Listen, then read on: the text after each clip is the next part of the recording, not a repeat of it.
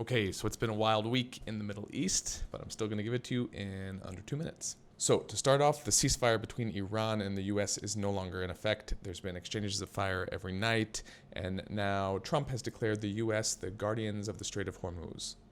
And this has at least me personally wondering if that's been the goal the whole time. Trump has been talking about this for decades, long before he became president.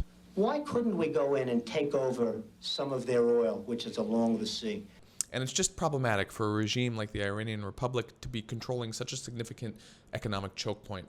And number two is that the Saudis and the Houthis in Yemen have gone back to fighting after essentially a 4-year truce.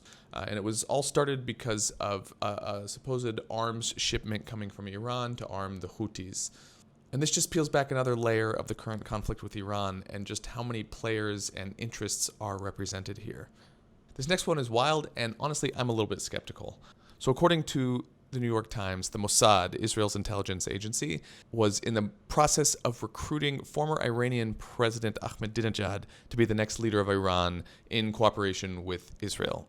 So this is insane because Ahmadinejad was known for being outspokenly anti-Israel. It's wild if it's true, it's wild if it's not true. And so this last story is about the U.S. Representative Ro Khanna, who was detained by settlers in the West Bank in Israel. So there's two sides to this story, and they contradict each other. Representative Khanna is saying that the IDF showed up and was taking the settlers' side and continued the detainment.